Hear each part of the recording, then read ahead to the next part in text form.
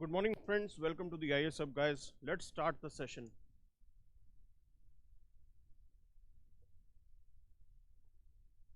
So, let's first look into these particular words.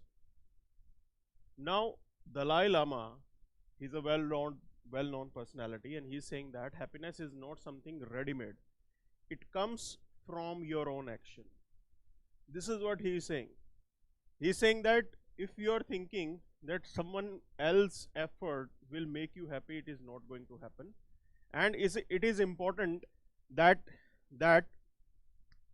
our effort should be aligned towards happiness. Now you have to understand one thing here. How will you take up this happiness? कैसे आप define कर रहे हो? Will it be just your own personal gains? क्या आप जो है यहाँ पे अपनी पर्सनल गेन्स की बात करोगे, मटेरियलिस्टिक गेन्स की बात करोगे, और you will think about creating happiness the environment for the rest of the world including the poor people around you? किस तरफ आप अपनी हैप्पीनेस ढूंढ रहे हो? It all depends upon your actions. Now you must be knowing this, we can not create islands of prosperity. आप prosperity के islands बिल्कुल भी क्रिएट नहीं कर सकते हो. You cannot remain happy if people around you are not. Okay, आप खुद ब खुद बिल्कुल भी खुश नहीं होगे. आपके आसपास जो है people are in pain, and that will make you realize that your happiness, materialistic happiness, either it is going to be last for few, you can say, time. It is not going to be there forever. So you should, you can say, receive happiness, or you can search for happiness in helping others. This is the message that Dalai Lama wants to give us. Okay, and it all depends upon our actions. So basically what we have to do is we have to make sure that whatever we desire, देखिए, when we look into this, why we feel unhappy? हम unhappy क्यों feel करते हैं? Because we have certain desires, and if those desires are not met, then there will be, you can say, disappointment. थोड़ी बहुत disappointment होगी और आप unhappy feel करेंगे. Now in this particular arrangement, I am not saying that you should not have desires in your life. मैं ये बिल्कुल भी नहीं कह रहा हूँ कि आपको आपकी लाइफ में डिजायर्स नहीं लिखने चाहिए, नहीं होनी चाहिए. But those desires should match with the capabilities. Capabilities के थ्रू आपको मैच अप करना पड़ेगा. Desires should match with the capabilities. This is really important in our life. If your desires are matching up with the capabilities, definitely no can stop you after that. Now desiring and then working upon the capability, this is what you should focus in your life. अब UPSC आपने choose किया है as a desire. This is your desire, this is your goal, this is your objective, and you are aligning your energy, your thought, your effort in that direction. Clear? You have to make sure that you regularly evolve as a person. You need to have that knowledge, you need to have that maturity to address the problems that this society is facing. तो ये आपकी capability के ऊपर चीजें depend कर रही हैं, और आप में अगर कैपेबिलिटी होगी तो डेफिनेटली आप अपनी डिजायर्स को जरूर पूरा करेंगे. So in today session we will be looking into these particular, you can say, news items.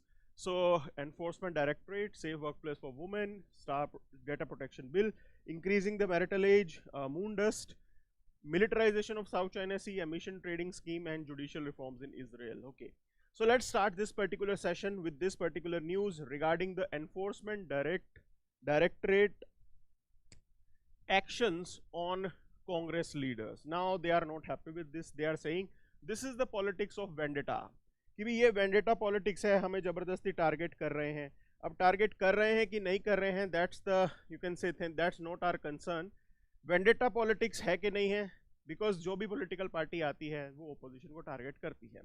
Either it should not be done, ऐसा बिल्कुल भी नहीं होना चाहिए. क्यों नहीं होना चाहिए भाई? We have seen multiple times where opposition and the government, they are not cooperating with each other. वो इन्हीं चीजों की वजह से है, because there is lack of trust.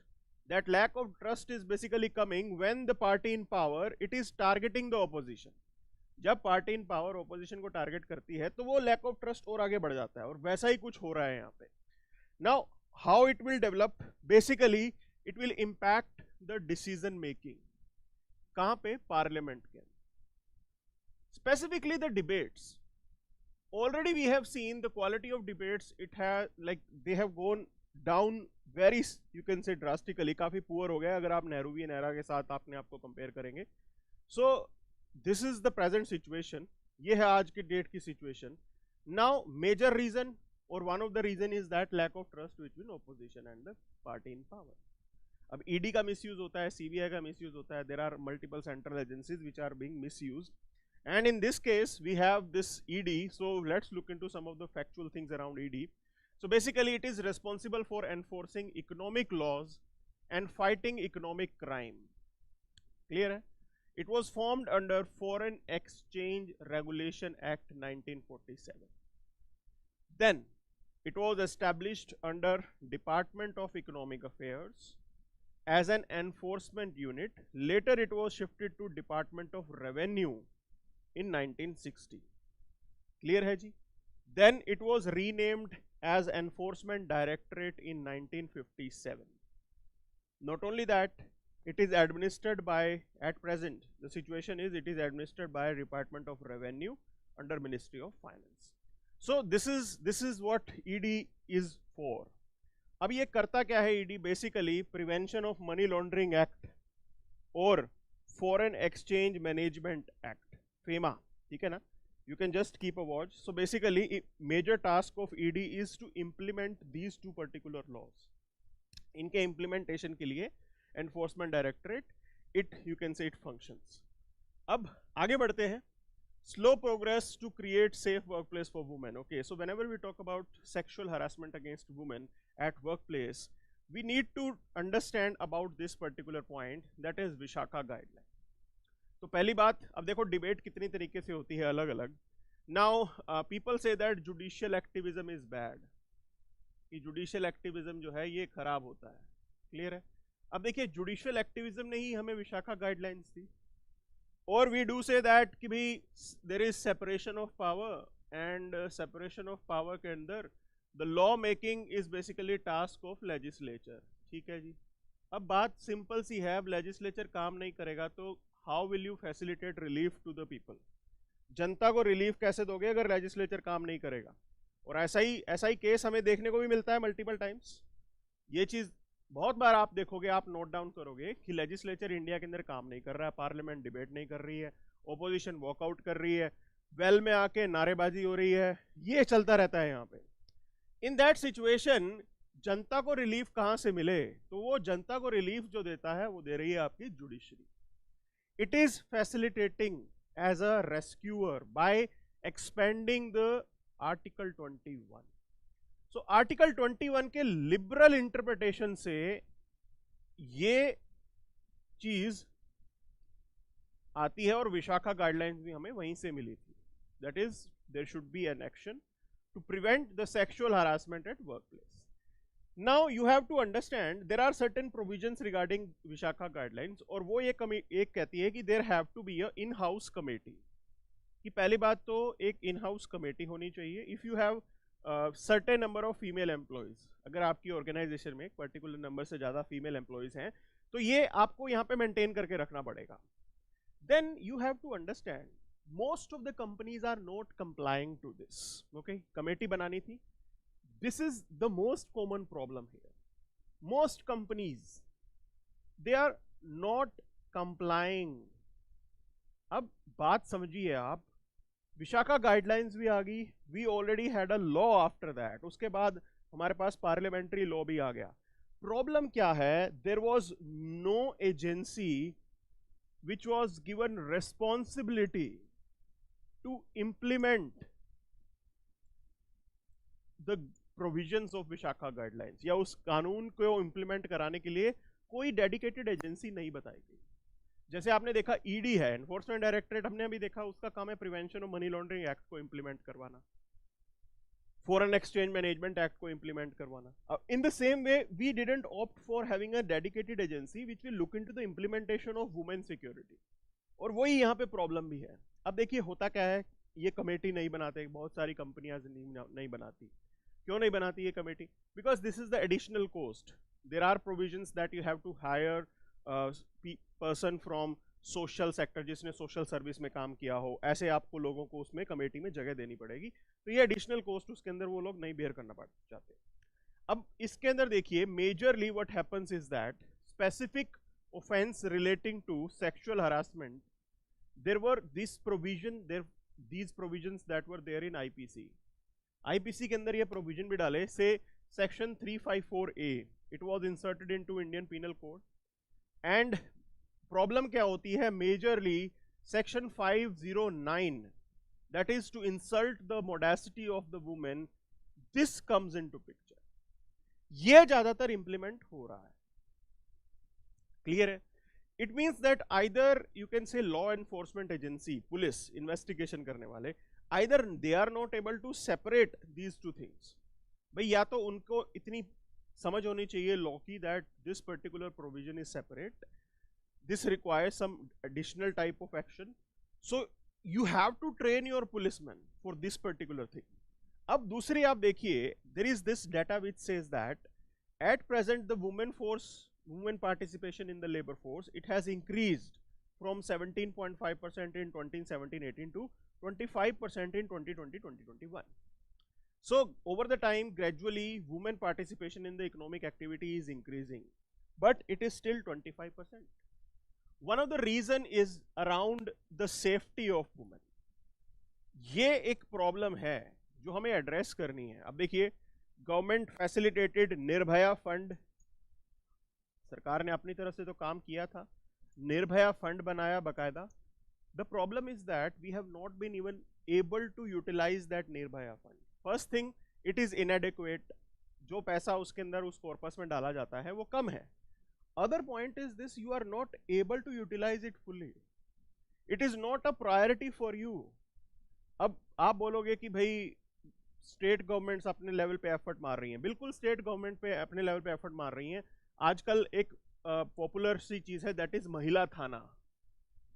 अब ये महिला थाने आपने खोल दिए, ठीक है, बट मोस्ट ऑफ द महिला थानास they are majorly located in the district, city headquarter में लोकेटेड होगा या डिस्ट्रिक्ट सिटी के अंदर लोकेटेड होगा।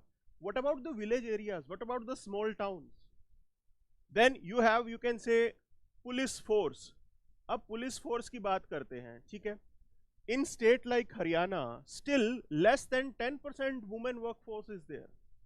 ये reality है। तो if you have this type of, you can say, gender skewed police force, how will you expect them to be sensitive towards these particular things?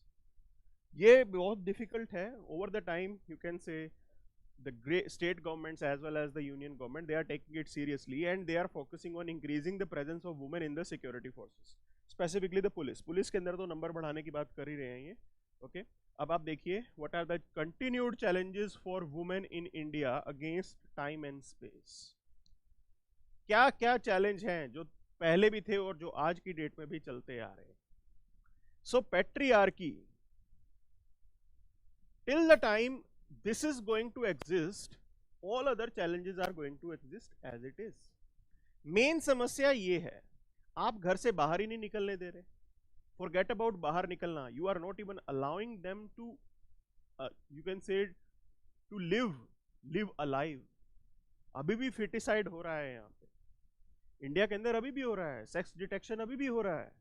सो ये सिचुएशन आज की डेट में चल रही है और मेजर इसके पीछे रूट कॉज क्या है? पैट्रियार्की। अब आप बोलोगे सेफ्टी का इशू है सर, सेफ्टी का इशू क्यों है? This is one of the reason.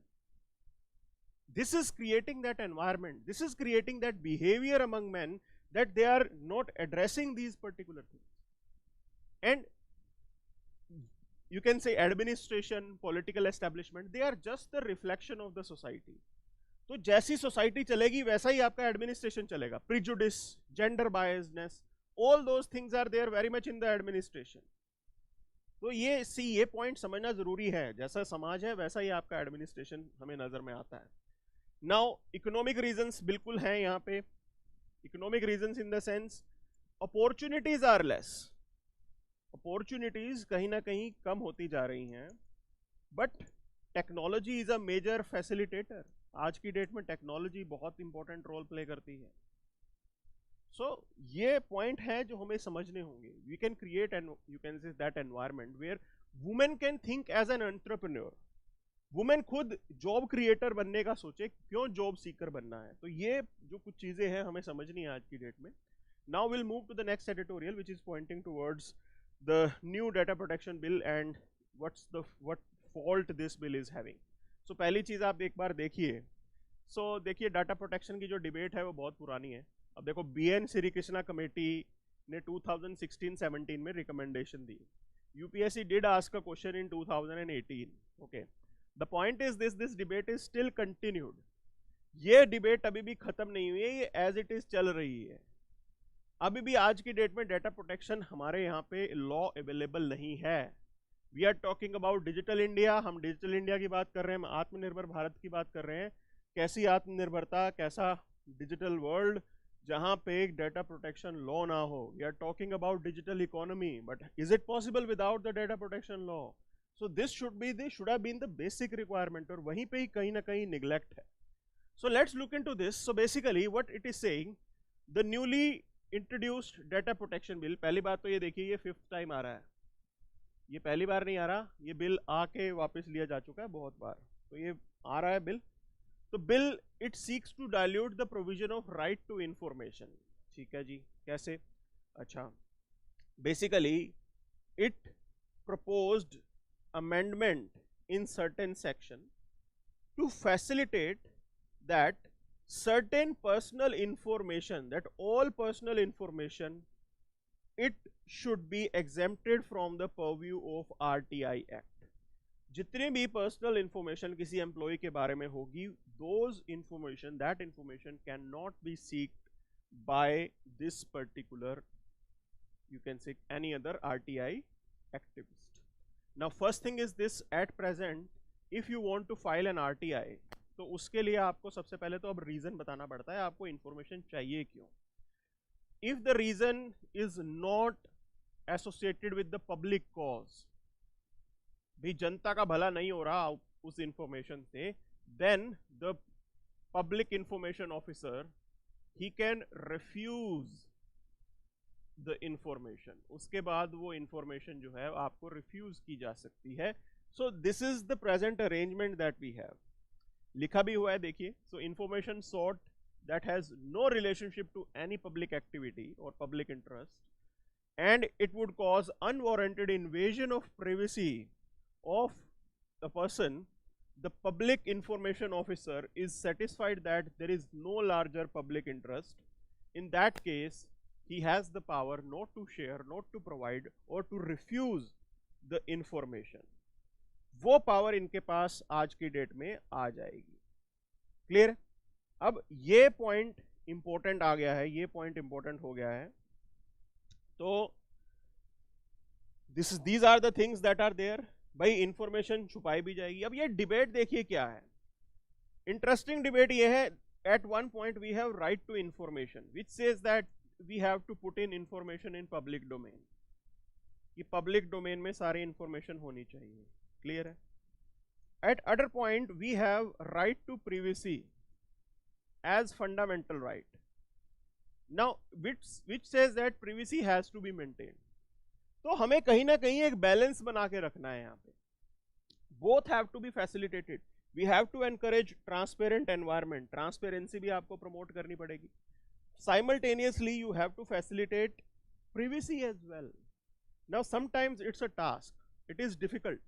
कुछ चीजों को लेके ये डिफिकल्ट हो जाता है, but definitely with law, with dexterity we can do that. Okay, अब ये बात अलग है कि आपकी गवर्नमेंट की प्रायोरिटी पे ये चीज आएगी तभी तो चीजें ठीक होंगी. अच्छा, तो the basic point is this, the data protection law must safeguard and balance the people's right to privacy and their right to information. तो उसी के लिए डेटा प्रोटेक्शन बिल चाहिए कि एक बार क्लैरिटी तो हो जाए कि क्या चीज़ आपके यहाँ पे प्रोटेक्टेड है और क्या पब्लिक डोमेन में जाएगी. लेकिन यहाँ पे डेटा प्रोटेक्शन बिल ही नहीं आ रहा है, तो ये हकीकत चल रही है आज की डेट की. Okay, now we have certain recommendations. AP Shah report.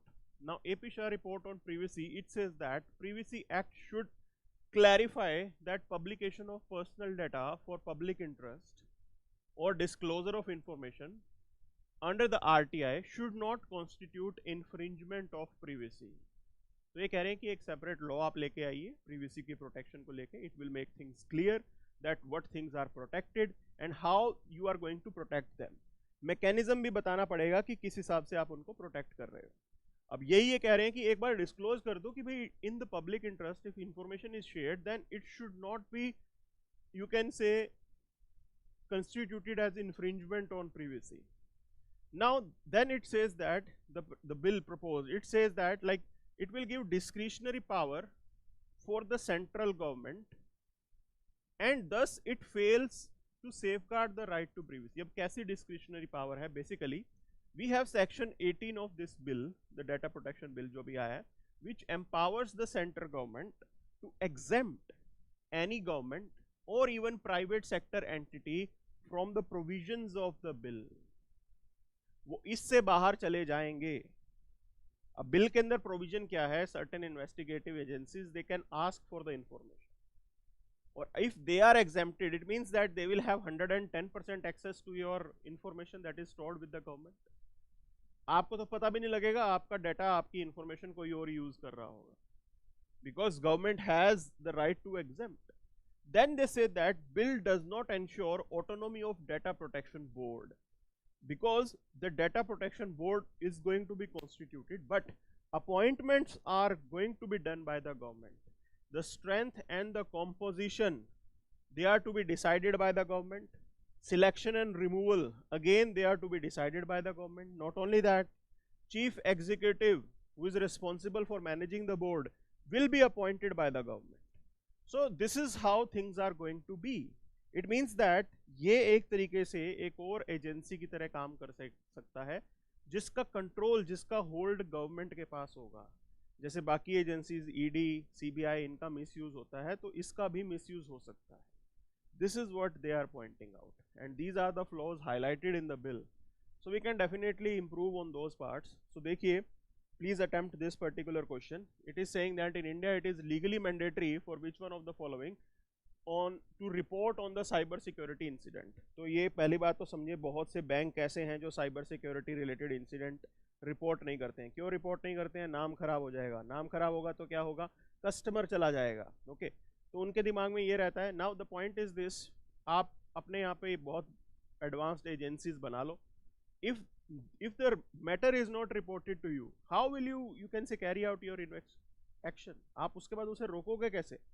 ये एक मेजर चीज है जो यहाँ हमें आती है समझ।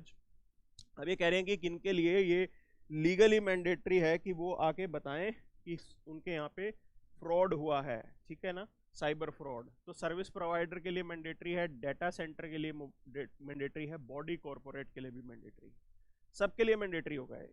क्लियर है? So D is the answer. So they cannot hide information. This is what they are asking. Now BN Shri Krishna committee report के recommendation पे इन्होंने सवाल पूछा कि they are saying that like what are in your views strength and weaknesses of the report. Okay. और कहीं ना कहीं we can say the present law, the data protection bill जो अभी introduce हुआ है, तो 5th टाइम आ रहा है, कहीं ना कहीं BN Shri Krishna committee का influence तो होगा। And if you are you can say reading the comments that BN Shri Krishna made, अभी जो नए लॉ पे कमेंट्स की बात जहाँ पे होती है, he pointed out about these things. बिल्कुल उन्होंने भी बोला कि there are certain flaws, but still you can say if we have this type of law, it is good that you are offering certain protection. कुछ तो आप protection दोगे ना, तो ठीक है, हर चीज के अंदर इम्प्रूवमेंट का स्कोप होता है। If there are things that are to be improved, it can be improved over the time. But you have to give space to the implementation of this law. सबसे पहले implement तो करवाओ, बाद की चीज बाद में देखी जाएगी। क्लियर है? चलिए आगे बढ़ते हैं। Now, law to raise marital age is not enough as enforcement is poor. अब देखो बात चल रही है कि शादी की उम्र हो जाएगी लड़कियों की 21, कर देंगे, मतलब गवर्नमेंट कर देगी। गवर्नमेंट का आइडिया क्या है? द बेसिक थॉट प्रोसेस क्या है इसके पीछे? Okay, so thought process is that it will increase the opportunities for education, okay, और you can say employment का भी chance यहाँ पे मिलेगा, employment का chance मिलेगा, plus it is also associated with the women health के साथ भी associated है, because early pregnancy is dangerous. Early pregnancy is not just dangerous for the mother but also dangerous for the child. तो बच्चे India में माल nourished पैदा होते हैं, उसके पीछे एक ये रीजन भी है कि मदर की हेल्थ खराब होती है तो बच्चे माल नरिश्ड होंगे। तो ये पॉइंट यहाँ पे है, गवर्नमेंट इज थिंकिंग कि भी इन दिस डायरेक्शन कि भी बिल अगर हम ले आएंगे, शादी की उम्र 21 कर देंगे और ये प्रॉब्लम सोल्व हो जाएंगी। क्लियर है, उनको ऐसा लगता है। But problem is this, now at present marital age for girls it is 18.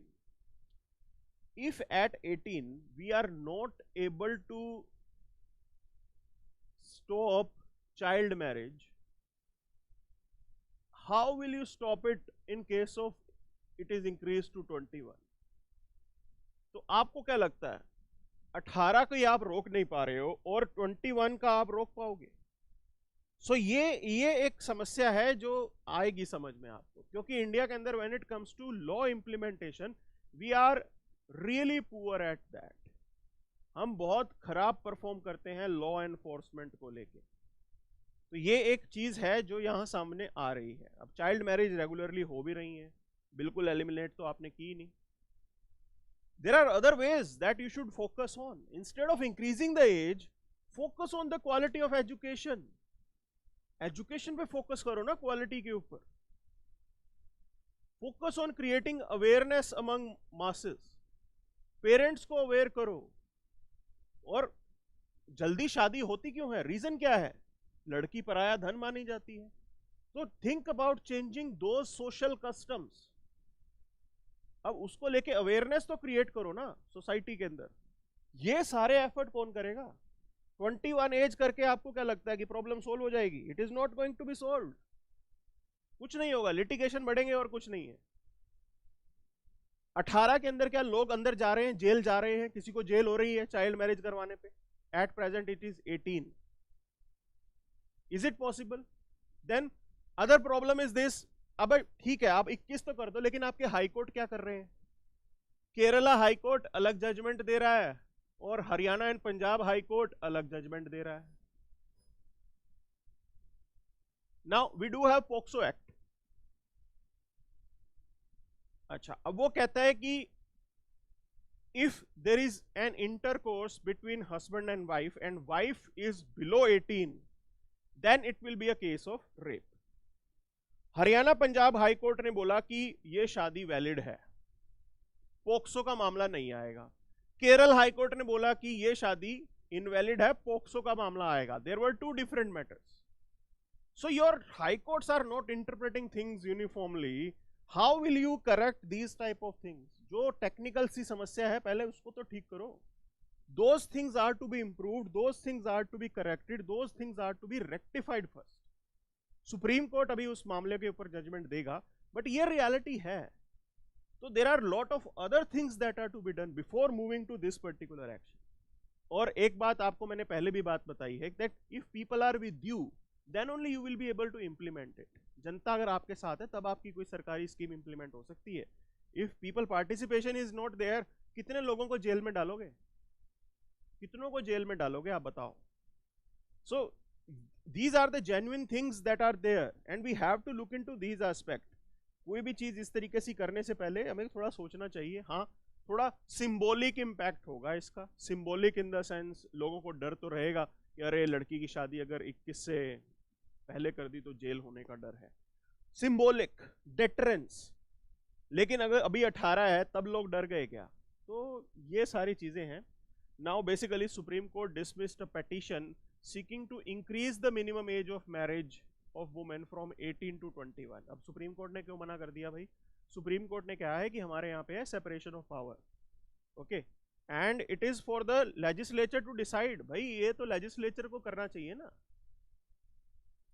It should decide on this particular matter and we have this separation of power which is part of your basic structure of your constitution. आपके constitution के basic structure का part है ये, ठीक है जी। अब ये देखिए बाद में justice you can say chief justice of India Chandrachud he noted that the power to amend the law lies with the parliament. Clearly उन्होंने बता दिया, और जो भी कानून होगा वो पार्लियामेंट बनाएगा, जुडिशरी इसके बीच में इंटरवीन नहीं करना चाहिए जुडिशरी को। And they are smart enough not to intervene और this matter, they have to respect these principles. ये सारी चीजें भी इंपॉर्टेंट है, अदरवाइज फिर क्वेश्चन बना देते हैं यूपीएससी में, जुडिशियल ओवररीच और जुडिशियल एक्टिविज्म में क्या डिफरेंस है। क्लियर है ना, यही डिफरेंस है। तो इसके लिए बोला भी जाता है कि ठीक है जुडिशियल एक्टिविज्म करो, जनता का भला करना है करो, but it should also be done within the limits. There should be judicial restrained, एक शब्द यूज होता है, जुडिशियल रिस्ट्रेंट होना चाहिए। क्लियर, ये जुडिशियल रिस्ट्रेंट भी इक्वली इंपॉर्टेंट है। So judiciary should know when to stop, ये मालूम होना चाहिए कि कब अपने आप को रोकना है, ये बहुत इंपॉर्टेंट है। ठीक है ना, आप हर चीज को लेके आगे जाके नहीं आप जो है मतलब हर बात का जजमेंट दे सकते, तो कहीं ना कहीं तो आपको रुकना पड़ेगा। So that's the critical part and definitely it's important. Clear है, आगे बढ़ते हैं, यहाँ पे देखते हैं और क्या खास है। Moon dust, can we use moon dust to slow down global warming. Okay, तो बेसिकली देखिए क्या इंटरेस्टिंग कंसेप्ट आ रहा है यहाँ पे। तो हमारे यहाँ पे ग्लोबल वार्मिंग तो हो रही है, ठीक है। अब बात क्या है, आइडिया कहाँ से आया, बेसिकली 1819 बहुत साल पहले 19th सेंचुरी के अंदर there was this volcano eruption that took place, volcano फटा, because of that aerosols were there in the air, पूरे एटमॉस्फेयर एयर में आपके एरोसोल्स फैल गए। This stayed, those particles stayed in the air for few months, वो उसी आपके atmosphere में रहे कुछ टाइम तक, कुछ महीनों तक, and it was witnessed solar radiation कम हो गया उस वजह से। अब देखो वो एक तरीके से छतरी की तरह काम कर रहा था, तो आपके ऊपर सोलर रेडिएशन जो है वो डेफिनेटली कम हो जाएगा, and this is how this was the impact. वही हुआ यहाँ पे, सोलर रेडिएशन कम हो गया। अब because of that there was this idea that was proposed कि भी हम क्या करते हैं, हम जाते हैं मून पे। ठीक है जी, मून पे जाएंगे, और बात ऐसी है मून, अर्थ और sun, there will be a point जहां पे इनका मैग्नेटिक फील्ड बैलेंस आउट करता है एक दूसरे को, मतलब वहां पे ग्रेविटेशनल जो फोर्सेस हैं वो भी बैलेंस आउट हो जाती हैं, और मैग्नेटिज्म वाला फोर्स जो है वो भी बैलेंस आउट हो रहा है। So that area is there, that point is there, the idea is that we will spread the dust from moon and it is to be spread in that area, कि भी उस area के अंदर, उस पूरे ऑर्बिट के अंदर हम थोड़ी बहुत डस्ट डाल देंगे, and what it will contribute, it will help in reducing the solar radiation. अब सन रेज यहाँ पे कम पहुंचेंगी तो डेफिनेटली ग्लोबल वार्मिंग भी कम होगी, अर्थ गर्म कम होगी, तो उसका यही मतलब है ना कि भाई आपके पास जो है मतलब गर्मी भी कम होगी। This is the idea that they are exploring. लेकिन बात ऐसी है, इसके नेगेटिव फॉल्स भी हो सकते हैं, but at present this is what they are thinking कि भाई हम आउटर स्पेस में एरोसोल्स को स्प्रेड कर देंगे, and it will help us in reducing the incidence of global warming. वो आइडिया है, लेकिन ठीक है, रेडिएशन तो यहाँ पे कम हो जाएगा, कूलिंग इफेक्ट आ जाएगा, बिल्कुल सही बात है, but what about the other things that it will contribute? You can से the crop yield will come down, disease spread होने के चांसेस बढ़ जाएंगे, स्टारवेशन के चांसेस बढ़ जाएंगे। How you are going to deal with those type of things? Solar radiation हमें help करती है क्रॉप ग्रो करने में, और कहीं ना कहीं अगर हमने ध्यान नहीं दिया तो ये एडिशनल प्रॉब्लम्स हैं ये जो हमारे यहाँ पे आ जाएंगे।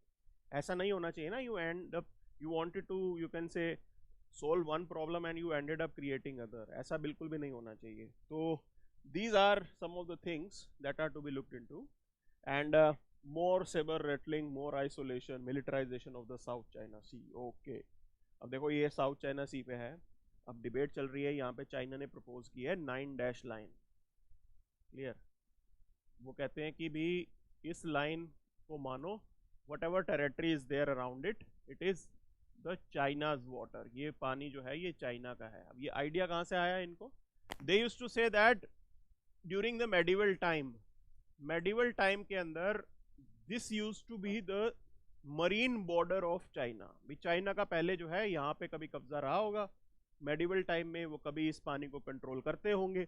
सो they are saying that even at present 21st century में they are putting up a claim कि भी ये एरिया हमारा है, इसको हम अपना मानते हैं। Now there was this point, अब UNCLOS came up as a, you can say, solution Philippines, they approached the Permanent Court of Arbitration and they took China there.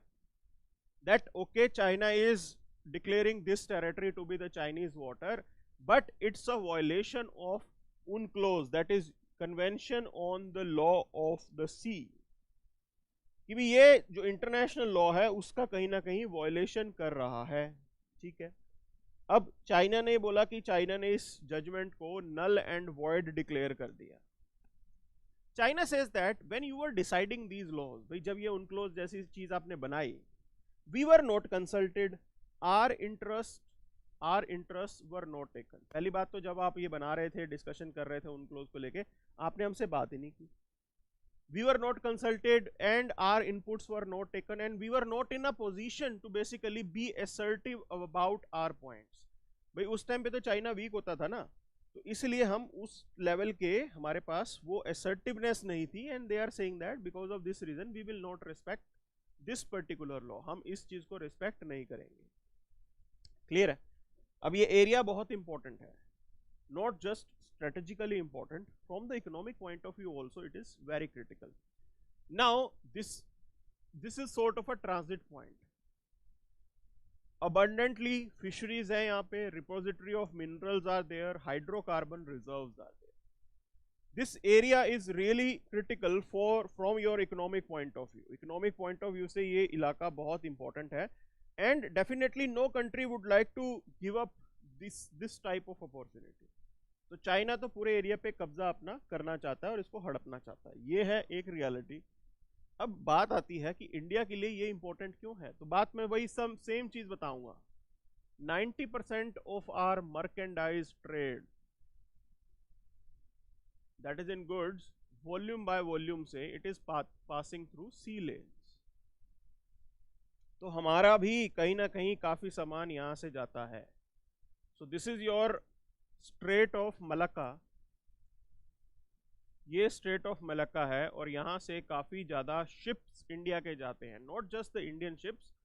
This is a major global trade route and you can not allow anything which disrupts the freedom of navigation.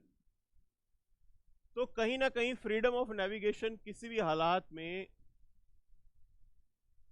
खत्म नहीं होनी चाहिए। And symbolic reasons की वजह से क्या करते हैं, यूएस नेवी अपने एयरक्राफ्ट कैरियर और उन शिप्स को भेजता है regularly to violate the instructions of China, कि चाइना की जो इंस्ट्रक्शन है उसको हम वायलेट कर रहे हैं डेलिबरेटली, जान के कि हम चाइना का कोई यहाँ पे होल्ड नहीं मानते हैं, हम ये नहीं मानते हैं कि ये एरिया चाइना इसके ऊपर कब्जा कर सकता है, चाइना का है ये एरिया।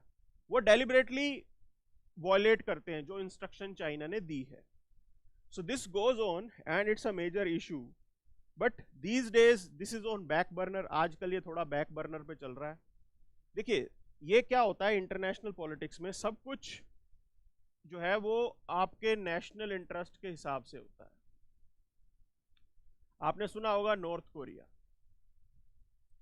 कोरिया के पास है न्यूक्लियर बॉम्ब और उनके पास है मिसाइल, ऐसा चलता है यहाँ पे। Clear?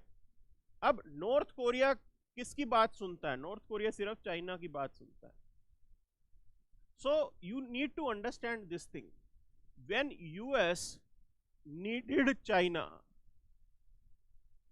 To control North Korea, US stopped raising the issue of South China सी।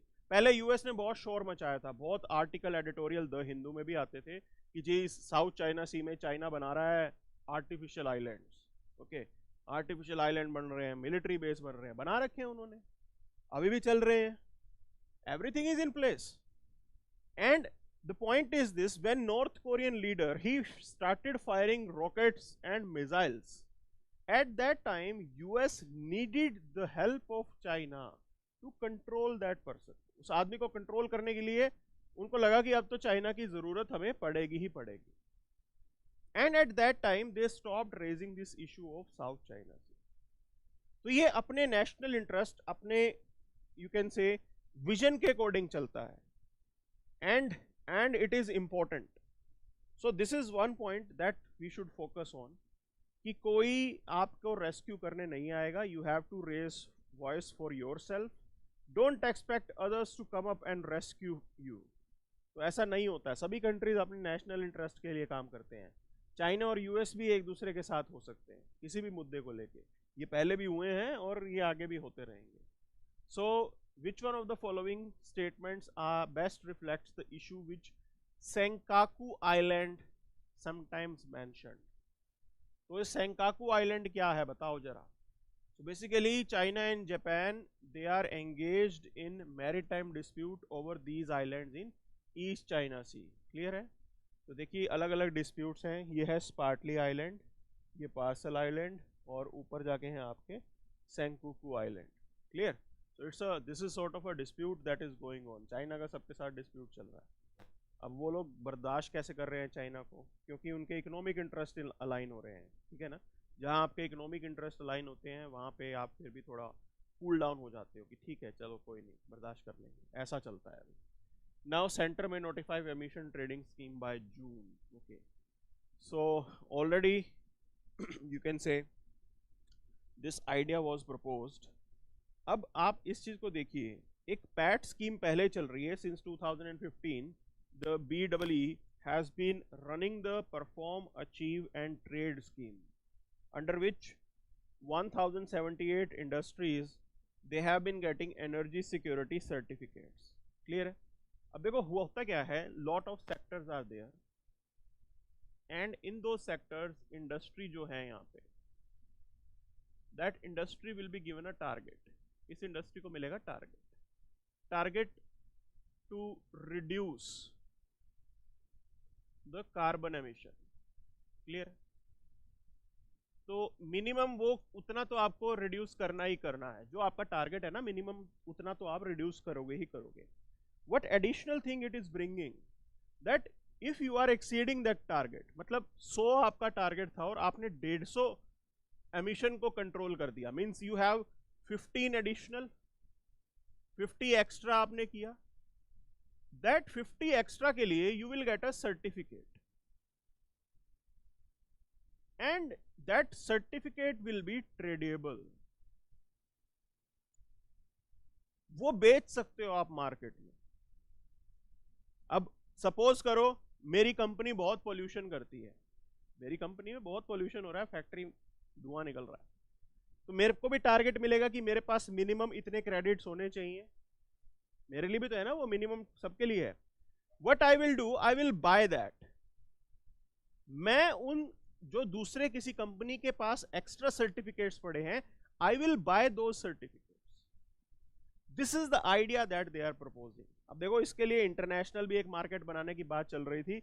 वो इंटरनेशनल मार्केट क्या था कि डेवलपिंग नेशंस के अंदर there is lot of scope to basically reduce the carbon emission.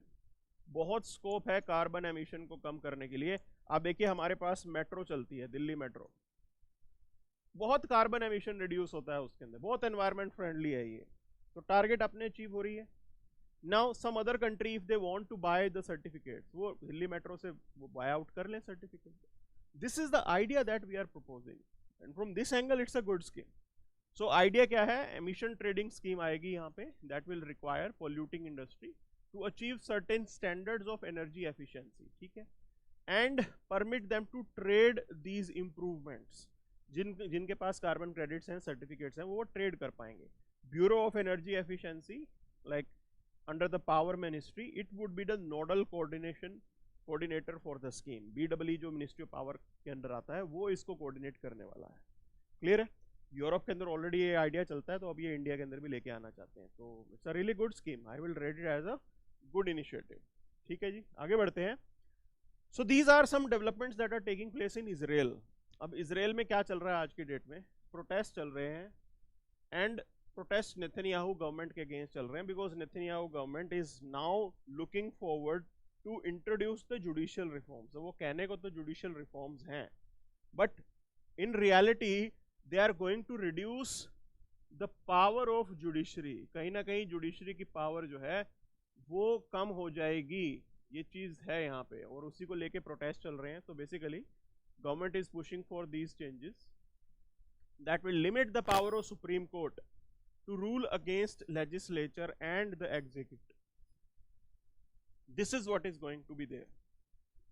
अब बात ऐसी है, given the Israeli parliament the power to override the Supreme Court decision with a simple majority, तो नेसेट जो वहां की लॉ मेकिंग बॉडी है उसके पास ये पावर हो जाएगी कि वो अब सुप्रीम कोर्ट के जजमेंट्स को भी, डिसीजन को भी ओवरराइड कर पाएगी, नलिफाई कर पाएगी. This is what they want to introduce, and that's why the protests are going on, because certainly it will reduce the strength of the judiciary there. Strength not in numbers, I am saying the power. तो power जरूर यहाँ पे कम हो जाएगी, and it's a very serious thing. People are protesting against it. Definitely it is not right for the democracy. उसके लिए तो बिल्कुल ठीक नहीं है ये. Okay, but they are coming up with this. ज़रूर इसको लेके वो आगे बढ़ रहे हैं. एक बार ज़रा नज़र घुमाते हैं कि अखबार के अंदर कुछ छूटा तो नहीं है. ओके, सो न्यूज़पेपर में से देखेंगे क्या है यहाँ पे. तो छत्तीसगढ़ वाली न्यूज़ हमने कवर कर ली है. Okay already. And again this is what we have covered. सीधा एडिटोरियल पे चलते हैं. मोर और less today's newspaper has been covered. कुछ खास ऐसा बचा नहीं है जो रह गया है. तो अखबार के अंदर तो ये कवर हो गया है. Okay, democratisation that is more a policy. So basically the point they are talking about is this: see, when social media was introduced, people were saying that it's the most democratizing platform. Yes, it is. It is still a quite democratizing platform because it has given voice to the vulnerable sections to express themselves. जो weaker section है वो यहाँ पे खुल के आके express कर सकता है. It has given that, you can say, power. So ये from that angle it's important. But look how things are being done in the present time. We have seen lot of things are happening. Trolling वगैरह हो रही है यहाँ पे. Okay, and then a systematic targeting is there. The same medium which was there to make people informative. यहाँ पे आपको जनता को एक informed citizen बनाना था. ठीक, but it is just being used as a tool to facilitate fake news. Fake news facilitate करने के लिए एक प्लेटफॉर्म की तरह काम कर रहा है आज की डेट में. And it's a serious thing. We need to, you can say, stop this. Otherwise you won't be able to realise the true benefit of that medium. अगर आप चाहते हो इस मीडियम का अच्छे से इस्तेमाल हो, रियलिटी में अपने ट्रू पोटेंशियल पे हम इसका यूज़ कर सकें, so we have to, you can say, understand these provisions. Clear है? इसको समझाना पड़ेगा. समझाओगे कैसे? One of the thing that you can do is this: user awareness we have to create. Okay, हमारे यहाँ पे यूजर अवेयर नहीं है, उनको बिल्कुल आपको अवेयर करना पड़ेगा. So major things have been covered here. More animal, less forest cover. Okay, so like see, this is what is happening in Karnataka. In Karnataka the number of, you can say, animals they are increasing. Elephants की अगर आप बात करोगे तो elephant का number भी increase हो रहा है. And if you look into other things, वहाँ पे टाइगर भी ज़्यादा है. ठीक है ना? So both tiger and number of elephants, it is increasing in, you can say, Karnataka, but the land is limited. Another thing that is happening, जो भी protected areas है उसके आसपास encroachment होता है regularly. Okay, so protected area is there, and around that protected area you can say a lot of economic activity जो नहीं होनी चाहिए वो हो जाती है. encroachment भी होता है यहाँ पे. Okay, and this puts up a major trouble for us, because if this goes on, the man animal conflict is going to increase. और जब वो conflict बढ़ता है, people they start up creating, you can say, problem for the animals. उनको target करते हैं, उनको मारते हैं. तो वो एक सीरियस इशू है यहाँ पे. तो ये हमारे एक्शंस की वजह से हो रहा है. Like we have to improve our self. ठीक है जी. तो that was the thing. Okay, आगे बढ़ते हैं यहाँ पे. And before that there was this news regarding autism spectrum disorder. Okay, so what it is saying, it is basically associating that we do have gut. हमारे यहाँ पे gut bacteria होता है. हमारे अंदर पेट में जो है माइक्रोब्स हैं. There is a microbiome that is there. एक पूरा इकोसिस्टम है जो एग्जिस्ट करता है. Clear? So what it is trying to link the importance of the gut microbes in us with the mental health issues that someone is facing. तो वो link कहीं ना कहीं इन्होंने एस्टेब्लिश किया है. So they are saying that autism spectrum disorder, it is a term that is used for neurodevelopmental disorders that are there, and it is saying that one of the link that they have established is the issue related to gut problem. कि बहुत से ऐसे patient रहे हैं जिनके अंदर ये गट problem है, तो they are associating this thing with the mental condition of a patient. कि अगर आपका गट अच्छा है, माइक्रोब्स बायोम जो बना हुआ है वो एक प्रॉपर इकोसिस्टम मेंटेन्ड है, आपको मेंटल हेल्थ इश्यूज कम होंगे. दो sort of things they are exploring here. Clear? तो वो पॉइंट था यहाँ पे. Other than that we have covered this, इसको हमने कवर कर लिया. Did we cover this? Okay, yes, moon dust भी कवर हो गया, ये भी कवर हो गया. Then okay, so we have seen it. अब आगे बढ़ते हैं. अच्छा, यहाँ पे इन्होंने कहा कि प्रॉब एट एडवांस स्टेज इन हेट स्पीच के सेज द दिल्ली पुलिस. अब सबसे बड़ी प्रॉब्लम क्या है, ये डिबेट चल रही है, हेट स्पीच को डील कैसे करेंगे. क्लियर? अच्छा, there are certain provision for legislature, मतलब जो कंटेस्टेंट होते हैं, कैंडिडेट होते हैं, उनके अंदर तो रिप्रेजेंटेशन ऑफ पीपल एक्ट के कुछ एक प्रोविजन है यहाँ पे. Then you have provisions in IPC, but for hate speech we don't have a specific law. एक कोई स्पेसिफिक लॉ हमारे पास नहीं है, and that's a problem because we have not defined hate speech anywhere. It has not been defined. It has not been defined in any of the statute, in any law. तो जब तक आप किसी चीज को डिफाइन नहीं करते हो, आप उसको ठीक कैसे करोगे? ये चैलेंज है ना. तो वही पॉइंट है यहाँ पे. ठीक है, आप इसको डिफाइन करें and then you will be, you can say, improving it. चलिए, so this was the thing. हो गया ये. Okay, India Italy I defence fact during the Meloni visit. Okay, तो जो हमारे पुराने डिफरेंसेस हैं वो हम भुला देंगे और हम आगे बढ़ेंगे अपने रिलेशन को लेके. कुछ खास चीज़ इसमें नहीं है. See, India is like a investment destination. सब लोग आके यहाँ पे इन्वेस्ट करना चाहते हैं, तो आपसे बिगाड़ेगा कौन? क्यों ही बिगाड़ेगा? ठीक है ना. सबको चाहिए आपके साथ अच्छे रिलेशन मेंटेन करना, and if you are having good diplomatic relation, international relation में अगर आप साथ हो एक दूसरे के, तो वो हेल्प करता है आपको. इकोनॉमिक इंटरेस्ट भी डेवलप होते हैं उसके बाद. So this is the take that we have here. Only Parliament can amend a law to provide uniform marriage age. ये मैंने आपको बता दिया. जुडिशरी कहती है कि हमारे हाथ में नहीं है. Judiciary can't take a call on anomalies in the ground for disputes. Okay, see, there are lot of things that are to be looked into. जो prima facie evidence है उसके ऊपर आपको जजमेंट देना होता है. बहुत सी anomalies होंगी, बहुत सी चीजें होंगी, बहुत से सवाल होंगे. हर सवाल का जवाब जुडिशरी ढूंढ नहीं सकता. It depends upon how that case is being fought. So that has been pointed out here. Clear? So divorce itself is quite difficult. मतलब एक तो पहली बात, इंडिया के अंदर अगर हम बात करें, different communities they have different arrangement. सबके लिए पर्सनल लॉ डिफरेंट है आपके यहाँ पे, तो वो भी एक कंफ्यूजन क्रिएट करता है. Now Biden he visited Kyiv, he visited Ukraine. It was a surprise visit, और देखा उन्होंने, और उन्होंने प्रॉमिस किया है कि हाँ, we will continue our support to you. So till the time US is supporting Ukraine, the war will continue. This is the present situation here. Renal government faces mounting pressure for attempt to postpone the local polls. Okay. तो already देखिए वहां पे एक सवाल चल रहा है. अभी हुआ क्या था, they celebrated their independence. Independence को तो उन्होंने बहुत जोरों शोरों से सेलिब्रेट किया, but government is further delaying the local polls with the reason कि भाई हमारे पास पैसे नहीं है, या तो सेलिब्रेट ना करते. ठीक है ना. तो उस टाइप को लेकर डिबेट हो रही है. वो कह रहे हैं कि यहाँ तो डेमोक्रेसी आप खत्म कर रहे हो अगर आप इस चीज को कंटिन्यू करोगे. Okay, so this was the major thing that we had for today's session. I hope these sessions are adding value to your preparation. So that's it for the day then. Thank you very much.